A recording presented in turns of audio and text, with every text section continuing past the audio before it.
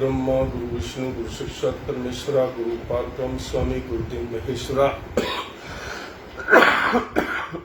त्वमेव माता च पिता त्वमेव बंधु च सखा त्वमेव विद्या च धर्म त्वमेव मम देव वंदो चरण सरोज गुरु मुदमंगलाकार जैसे वतनर होते हैं भवसागर से पार। गुरु जी के सिमरन मात्र से नाश विघ्नता से सर्वप्रम में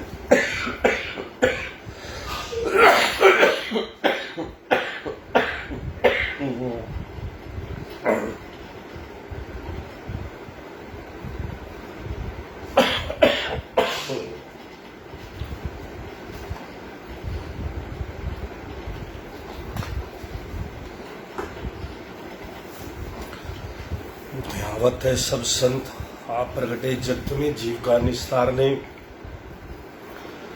शब्द नाव बनाए सुंदर जीव का उतारने नम्रता और दीनता से भेंट सदगुरु लीजिए मैं हूँ शरणागत तुम्हारो दास से अपना की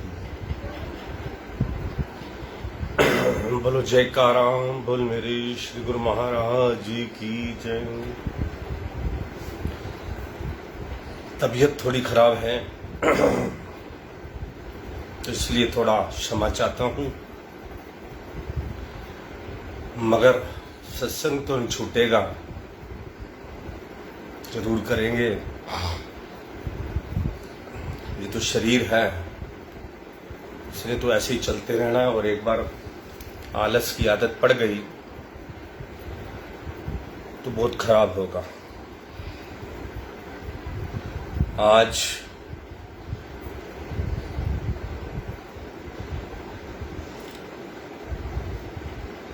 15 मई 2022 रविवार अमृतवाणी सेवा ट्रस्ट एवं हरिहर सत्संग मंडल की तरफ से दैनिक सत्संग का कार्यक्रम आरंभ करते हैं अमृत वचनों के साथ। जिसको श्री सद्गुरु का आश्रय और उस पर विश्वास होता है वे कभी भयभीत नहीं होते। सच्चे सेवक के प्रति सद्गुरु का यह आदेश है कि हम आपके संरक्षक हैं, आप किसी बात से भय मत करिए, सदैव प्रसन्नचित्त रहिए। चिंता करने से विचार बुद्धि क्षीण होती है और सद्गुरु के ध्यान से विवेक होता है। हे सेवक, अन्य सब बातें विस्मृत कर तो त्रिकोटि में ध्यान लगा, वहां तेरे इष्ट का निवास है। उसके पावन श्री चरण कमल हृदय में बसा। श्री भगवान जी की अटल वचन है कि हम अपने प्रेमी सेवक की प्रेम डोरी में सदैव बंधे रहते हैं। प्रेम रूपी रत्न साथ हो तो यत्र तत्र आनंद प्राप्त होगा। अन्य सब आशाएं त्याग कर सद्गुरु से भक्ति दान की याचना करो। अन्य सभी पदार्थ तो विलग्न हो जाएंगे परंतु भक्ति साथ नहीं छोड़ेगी। भक्ति मार्ग में गुरु कृपा जैसी अनुपम अन्य कोई वस्तु नहीं। जिसको यह प्राप्त हो जाए उसे कोई भी कष्ट कलेश कलुषित नहीं कर सकता। भक्ति रूपी पूंजी प्रेम रूपी मूल्य देने से प्राप्त होती है, ना कि चतुराई से। हे मन, इस बात को तो दृढ़ता पूर्वक निश्चय कर ले कि सतगुरु जैसा हितैषी अन्य कोई नहीं है और वह सच्चे प्रेम से ही तेरे बन सकते हैं। तू चतुराई को त्याग दे। लोहा पारस से मिलकर अथवा स्पर्श कर सोना बन जाता है, इसी प्रकार सेवक का दिल सतगुरु की मौज में मिलकर एक रूप हो जाता है। जिस प्रकार लोहे और पारस के मध्य यदि सूक्ष्म से सूक्ष्म आवरण भी होगा तो सोने में परिवर्तित होना असंभव होगा, इसी प्रकार जहाँ कपट और चतुराई का आवरण होगा वहाँ मालिक से एक रूपता होनी संभव नहीं है। सतगुरु की प्रेम भक्ति का एक अमोलक रतन है, जिस मूल्य पर भी तुझे मिले लेने में देरी ना करें।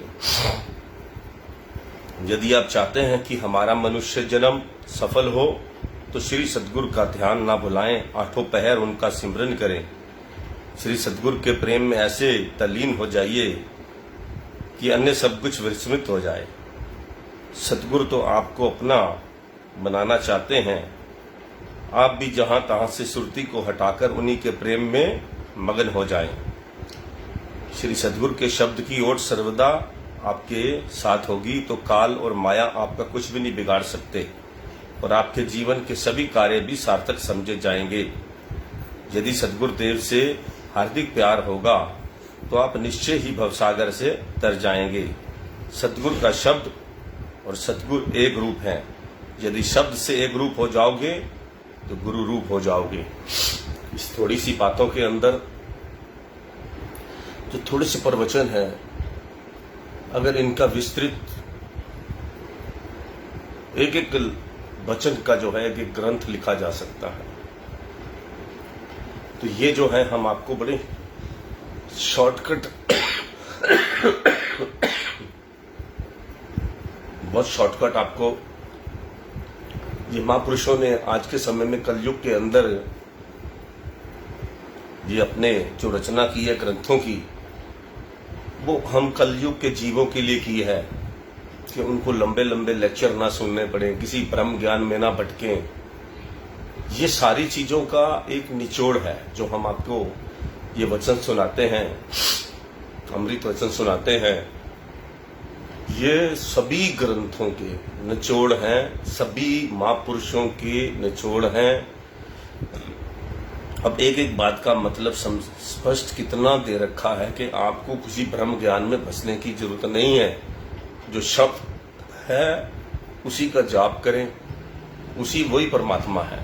शब्द ही गुरु है, शब्द ही सब कुछ है, उसी में हमने विलीन हो जाना है।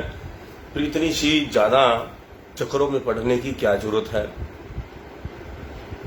कल मैंने आपके लिए खांसी की वजह से आपको जो है मैंने आपके लिए एक बहुत ही अच्छी, शायद वो दोबारा अभी मिल जाएगी, तो महात्मा बुद्ध जी के पास जो है एक बीमार आदमी गया।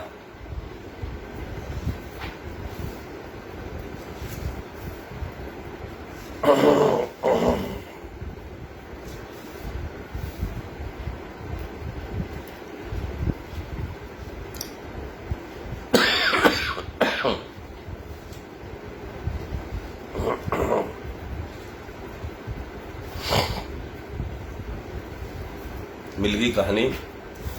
महात्मा बुद्ध जी ने, एक व्यक्ति था, उसको एक व्यक्ति जहरीले बाण से जख्मी हो गया। उसके उपचार के लिए एक चिकित्सक को बुलाया गया, परंतु चिकित्सक को इलाज शुरू करने के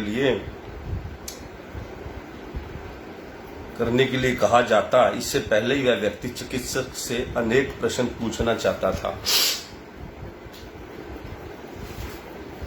जैसे बाण के अग्रभाग पर लगा हुआ विष कैसा था, वह कहाँ का बना हुआ था, इसको कैसे बनाया जाता है और क्या इसके प्रयोगकर्ता के पास इसे प्रयोग करने लाने का लाइसेंस था, यह बाण कितने वेग से चलने वाला था इत्यादि।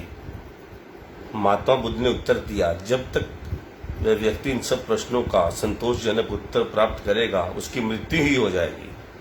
महात्मा बुद्ध ने यह सिद्ध किया कि ऐसे ही यह सृष्टि कब से कब तक रहेगी, क्या मनुष्य से पहले भी यह थी या उसके नाश के बाद भी रहेगी, इत्यादि प्रश्न मालिक की खोज में कुछ सहायता नहीं कर सकते।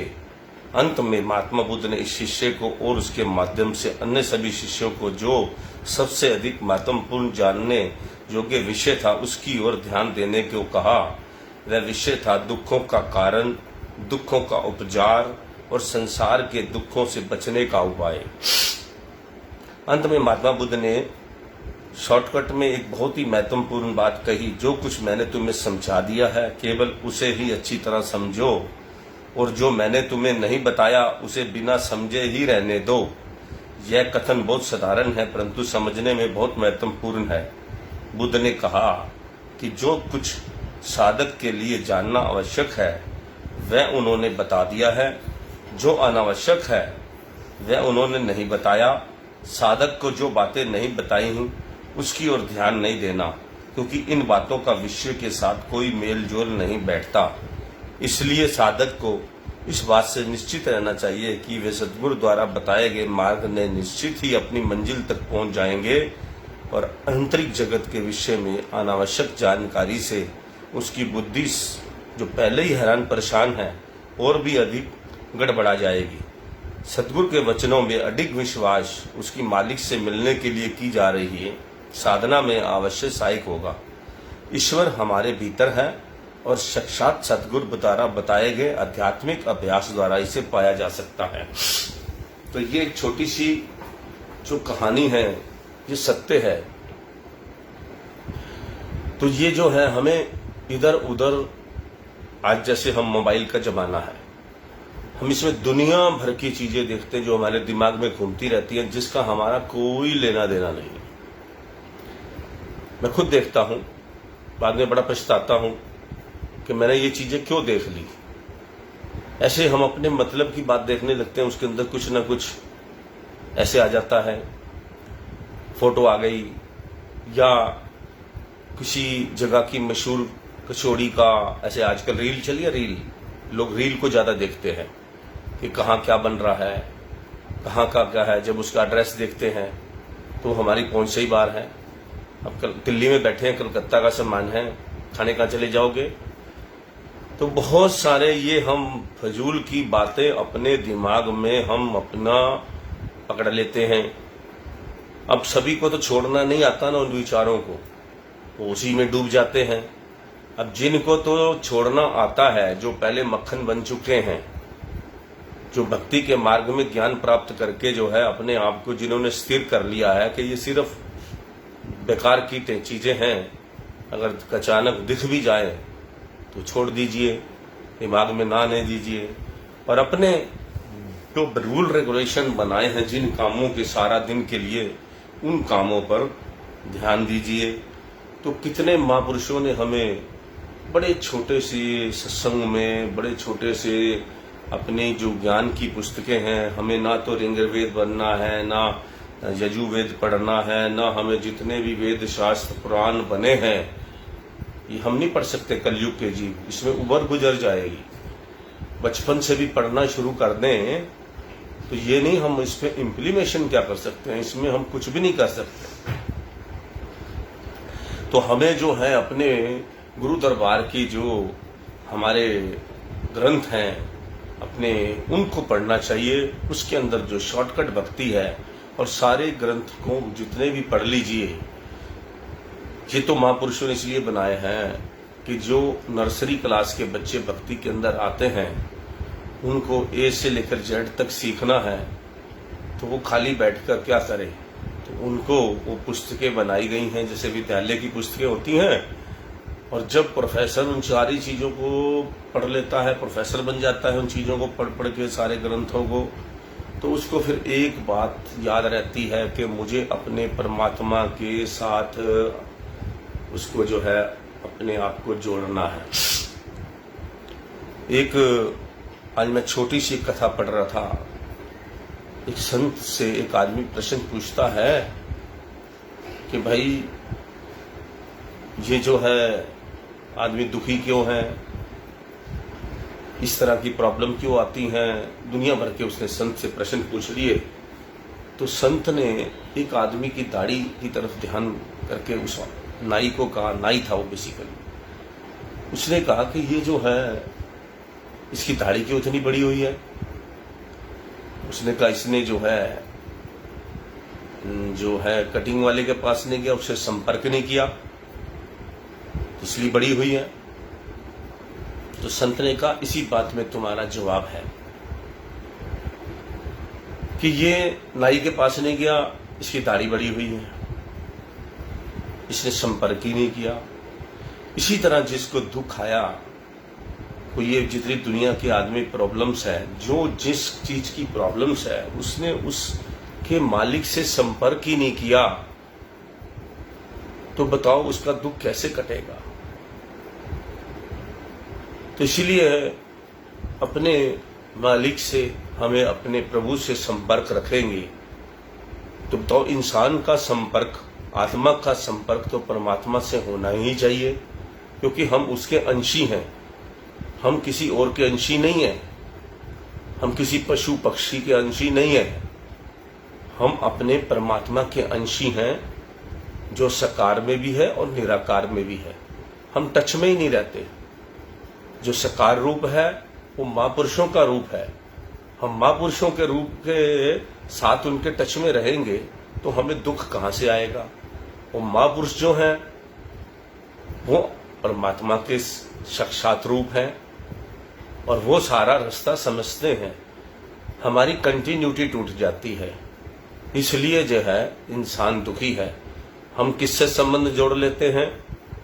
हम मोह माया और दुनिया भर के काम, क्रोध, लोभ, मोह, अहंकार, जो 5 विकार हैं, उनके परिवार के रिश्तेदारों के साथ।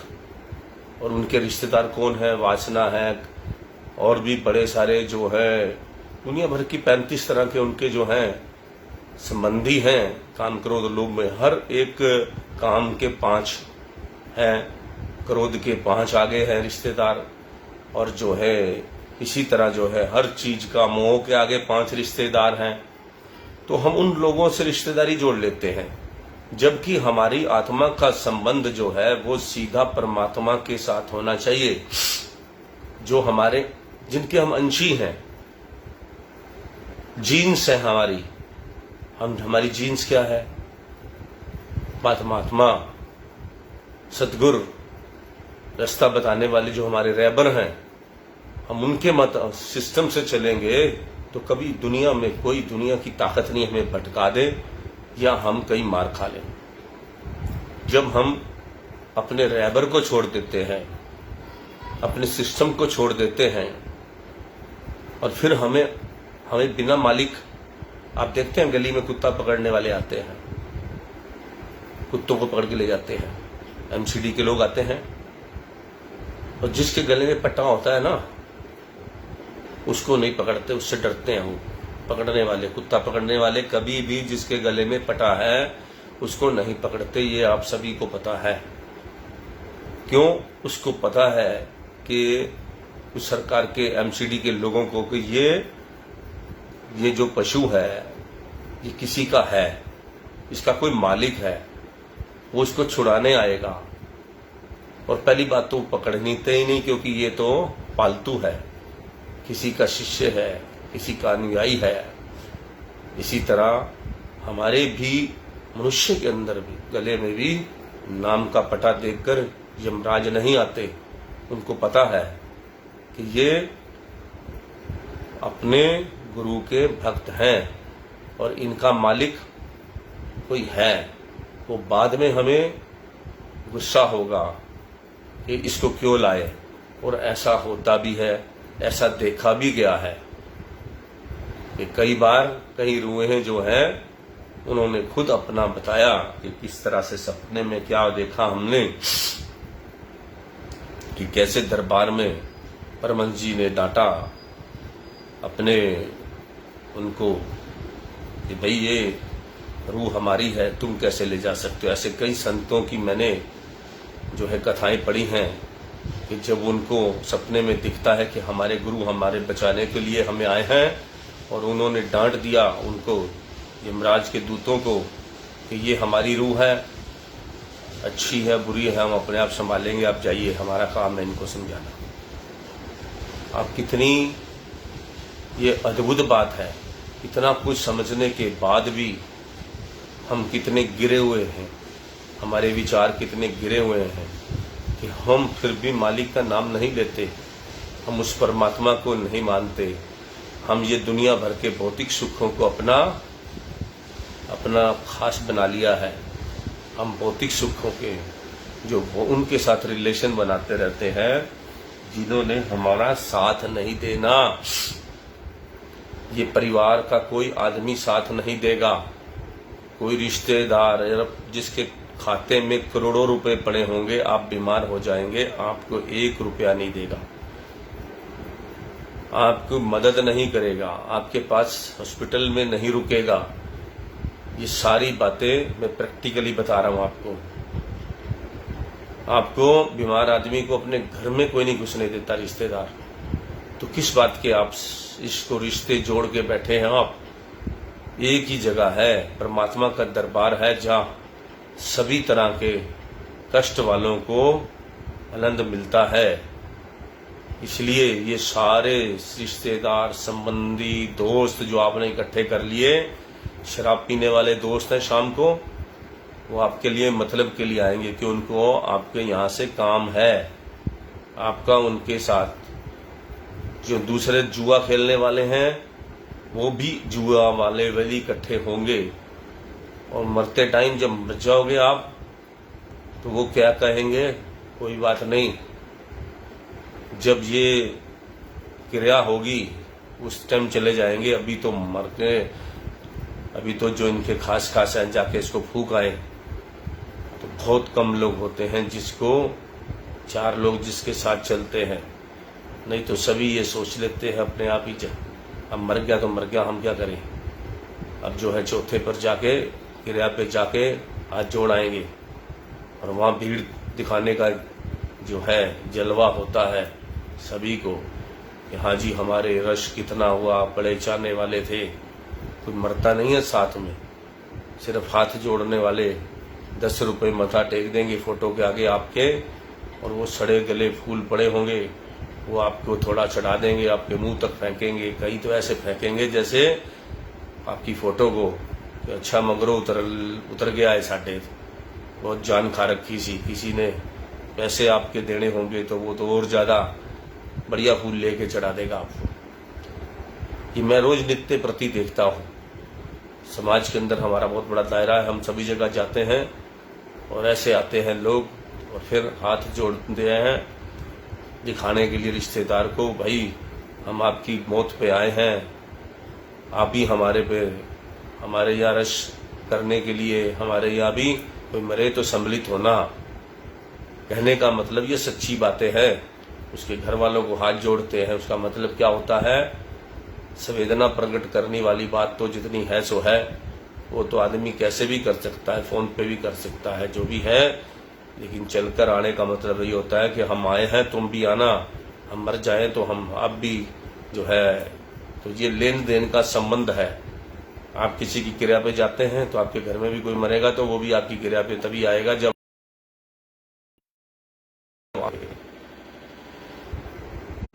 तो बताओ ये स्वार्थ नहीं तो और क्या है। आज का स्वार्थ बना हुआ है।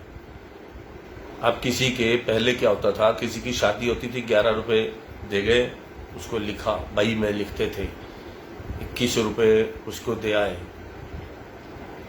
लिखते थे, उसमें सगन लिखा जाता था किसने कितना दिया।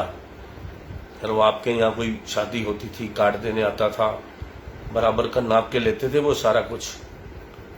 आप 11 दे आए तो 11 तो वापस देने ही पड़ेंगे, इसके बाद बढ़ाकर देने पड़ते थे, 21 दे आने पड़ेंगे। फिर वो अगली शादी में आपके 21 दे जाएगा तो 31 देने पड़ेंगे। तो ये सब इन्वेस्टमेंट है, ये स्वार्थ का खेल है। क्रिया में आना, पैसे देना, ये सब काम करना। आप बताइए बिना निस्वार्थ क्या होता है, निस्वार्थ कौन सेवा करता है, आप बताइए कौन आपके नजदीक आ रहा है। निस्वार्थ पैसे हैं तो फौरन में से लड़का, आज मैं आपको एक सगी बात बताता हूँ, किसी के सगे ब्रदर मर गए, भाई सगा, उनको पता लग गया कि मेरा ब्रदर की डेथ हो गई, मगर दिल्ली से कुछ दूर ही वो बैठे थे, उन्होंने आने की जहमत नहीं उठाई। इसी तरह से किसी की मां मर गई तो थोड़ी सी दूर बैठने के बाद भी वो नहीं आए। क्यों? संबंध मां तक था, खत्म हो गया, आगे बने ना बने। मतलब का, जब तक मतलब था तब तक संबंध था। मां के मरने के बाद मतलब खत्म हो गया, क्योंकि कोई प्रॉपर्टी में हिस्सा नहीं मिलना था। तो प्रॉपर्टी थी नहीं मां की, तो हिस्सा कहां से मिलता? तो मैं आपको सिर्फ ये बातें क्यों कर रहा हूं? ये स्वार्थ है। खूब अच्छी तरह इस कुएं को मैंने, इस संसार रूपी जो कुआं है, इसके अंदर खूब डंडी मारकर लास्ट तक हिलाकर देख लिया है कि इसमें कुछ भी नहीं है, ये खाली है। इसके अंदर, इस माया रूपी कुएं के अंदर डूबने के अलावा ये खींचेगा अपनी तरफ। इस पांचों सिस्टम, काम, क्रोध, लोभ, मोह, अहंकार, ये सब खींचेंगे आपको। ये सब कुछ नहीं है। विरासत की बात करने वाले, आज किसकी विरासत के कौन जिंदा है? अकबर से लेकर कोई ऐसा बादशाह बताओ जिसकी विरासत के लोगों को कोई जानता हो। पता नहीं, कोई चाय बेच रहा होगा। ऐसे हमने कई अखबारों में सुनते हैं, ये अकबर का रिश्तेदार था, ये उसका था, ये आज चाय बेच रहा है, कोई गंदगी उठा रहा है। कौन पूछ रहा है? चाहे हम भारत सरकार के पास उसको पकड़ के ले जाओ कि ये जी फलाने आदमी का रिश्तेदार है, इसकी मदद करो। क्यों करे? वो तो जिसने जो कर्म किया था वो अपने भाग ले गया।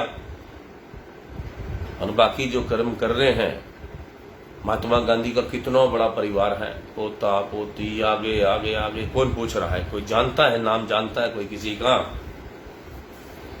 कोई नहीं जानता। तो ये वजूद है। अगर वजूद क्या है? ये सिर्फ परमात्मा के साथ जिसने अपना संबंध रखा, और परमात्मा सिर्फ उसको याद रखता है कि ये मेरा बच्चा है, मुझे इसको निकाल के ले जाना है, अपने धाम में लेके जाना है, अपने परम धाम में। अपना ज्योत को, अपने ज्योति, ज्योत समाना किसको कहते हैं? कि प्रभु जो है, जो महापुरुष होते हैं, उस ज्योत को अपने अंदर, ज्योत में ज्योत सिमा लेते हैं, तो वो प्रभु की ज्योत से साथ ज्योत मिल जाती है। और वो बड़े रेयर लोग होते हैं।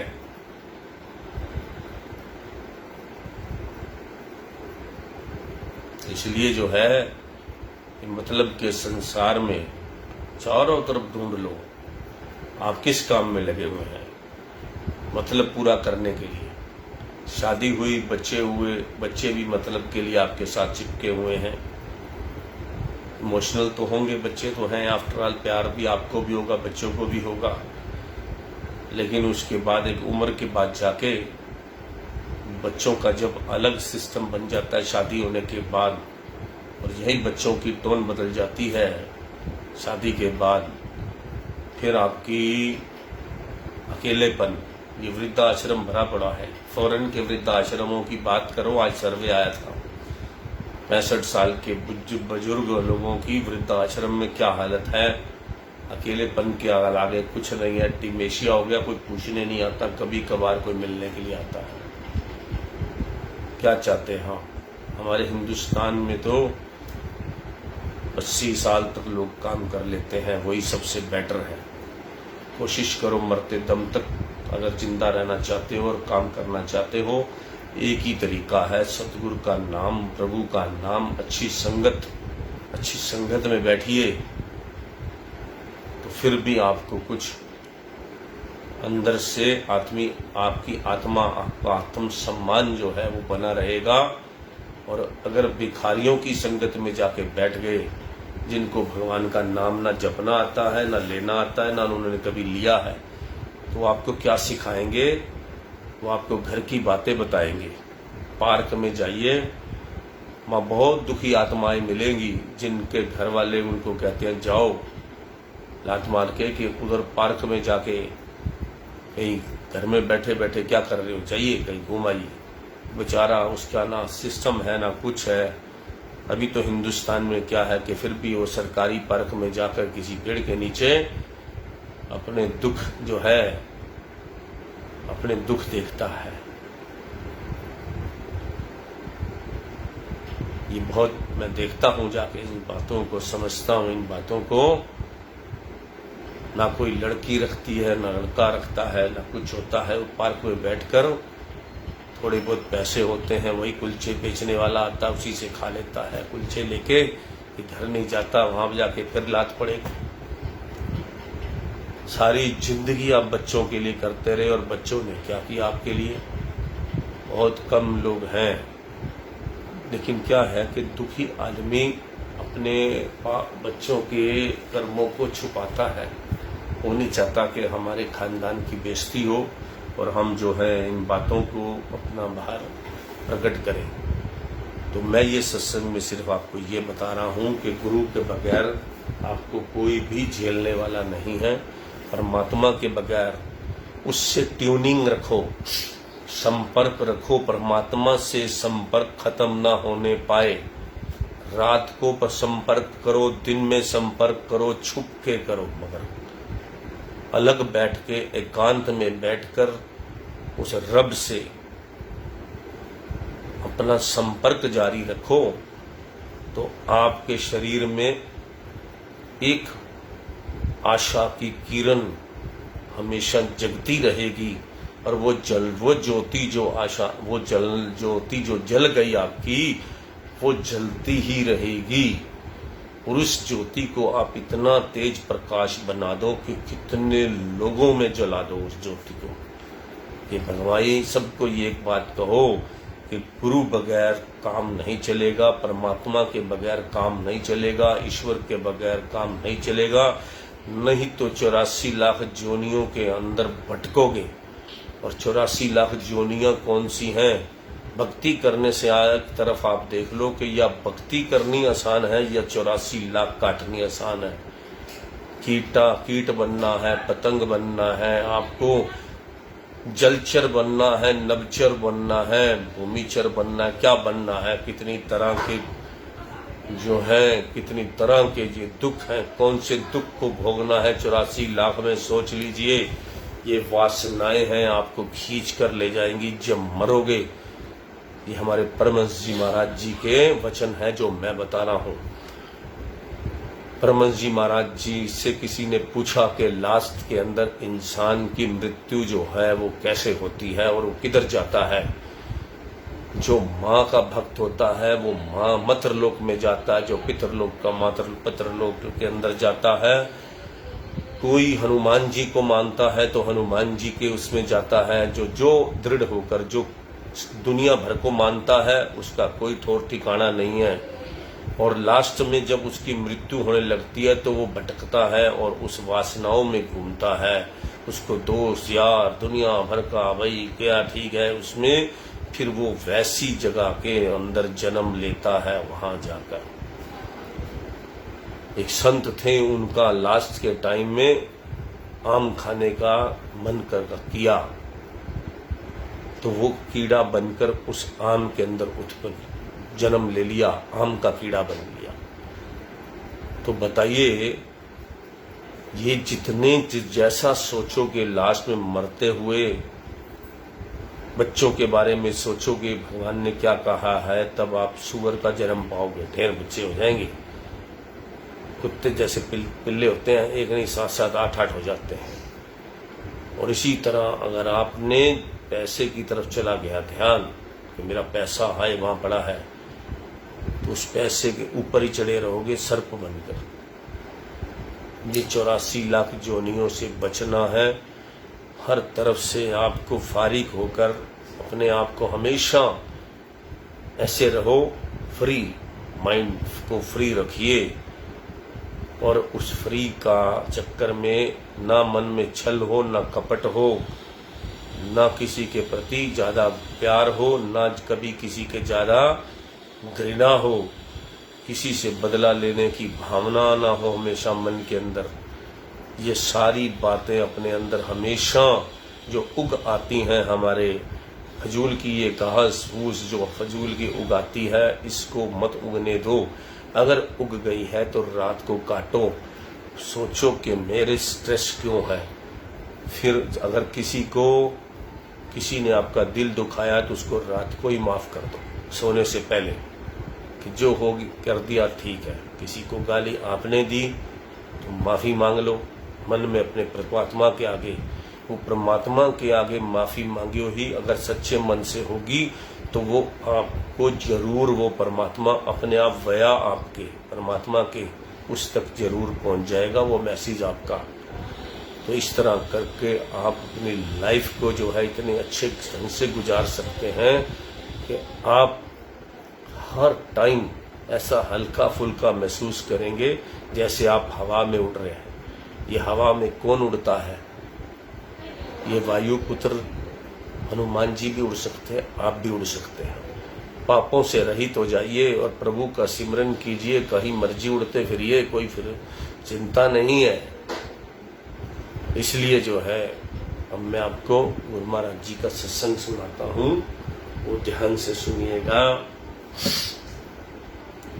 अनुकूल भोजन के सेवन करने से ही शरीर स्वस्थ रह सकता है। भोजन सेहत के लिए खाया जाता है। प्रतिकूल भोजन शरीर को हानि पहुंचाता है। कोई भी वस्तु जो शरीर के अनुकूल नहीं, केवल जीवा के स्वाद के लिए खाली गई हो, उससे हानि ही हानि है, लाभ कुछ नहीं होता। इसी तरह कर्म भी जो मनुष्य करता है, मनुष्य को सोचना चाहिए कि अमुक कर्म जो मैं कर रहा हूँ मेरे अनुकूल है या प्रतिकूल। यदि कर्म अनुकूल नहीं है तो वे भी नुकसान पहुंचा सकते हैं। जैसे प्रतिकूल भोजन मनुष्य को हानि पहुंचा सकता है, इसी प्रकार से प्रतिकूल कर्म भी मनुष्य को हानि पहुंचाते हैं। यही कारण है यह जीव हर समय दुखी और अशांत रहता है। बुरे कर्म करने से यह जीव 84 लाख योनियां खरीद बैठता है। 84 लाख योनियां अपने किए कर्मों का फल है। अतः मनुष्य को पहले से ही सोच समझकर कर्म करने चाहिए। ऐसे कर्म नहीं करने चाहिए जिसका परिणाम दुख, परेशानी, कल्पना और अशांति है। संतों का कथन है, मनुष्य कामों के कर्मों के परिणाम से गाफिल ना हो, क्योंकि जैसे गेहूं बोने से गेहूं की फसल मिलती है और जौ के बोने से जौ की फसल पैदा होती है, इसी तरह से जिस प्रकार के कर्म भी किए जाएंगे उसी के अनुसार ही प्रकृति की ओर से फल मिलेगा। अच्छे कर्मों का फल अच्छा और बुरे कर्मों का फल दुखदायी होगा। इसलिए संत महापुरुष पहले से ही जीव को समझाते व चेतावनी देते हैं कि हे मनुष्य, अब भी समय है, तू सोच समझ कर कर्म कर, ताकि बाद में तुझे पछताना, पश्चाताप ना करना पड़े। अब प्रश्न यह है कि कौन से कर्म अच्छे हैं जिसके करने से मन में शांति पैदा होती है, और कौन से कर्म मनुष्य को दुखदायी बनाते हैं जिसके करने से 84 लाख जोनियां भोगनी पड़ती हैं। संत महापुरुषों ने मनमति के अनुसार मोह, माया, अहंत, ईर्ष्या, तृष्णा व वासनाओं के ख्यालों से निर्मित किए गए कर्म बुरे कर्म कहे हैं। इसके करने से मनुष्य के मन में मानसिक क्रोध आदि व्याधि उपाधि बढ़ जाते हैं और मनुष्य के विचारों में अशांति व क्लेश पैदा करते हैं। कला कल्पना बढ़ जाती है। मनुष्य हर समय चिंता की अग्नि में जलता रहता है। इसलिए ऐसे कर्मों के न करने का संत महापुरुष उपदेश देते हैं। संत सद्गुरु की सेवा, सद्गुरु शब्द की कमाई, सत्संग, सबके प्रति हित की भावना, ये अच्छे कर्म हैं। इन कर्मों के करने से मन में शांति व आनंद की प्राप्ति होती है। इसलिए हे सेवक, तू ऐसे कर्म करो जिससे तुम्हारा ये जीवन सुख से व्यतीत हो और मृत्यु के बाद में तुम्हारी रूह को नरक योनियां न भोगनी पड़े। परंतु मनुष्य अपनी समझ से अच्छे कर्म करने का मार्ग ढूंढ नहीं सकता। इसलिए समय के संत सद्गुरु की संगति में ही इस जीव को भक्ति का ज्ञान प्राप्त मिल सकता है, जिस पर आचरण करने से मनुष्य सुख व शांति प्राप्त कर सकता है। इस प्रकार से श्री सद्गुरुदेव महाराज जी ने ये प्रवचन जो है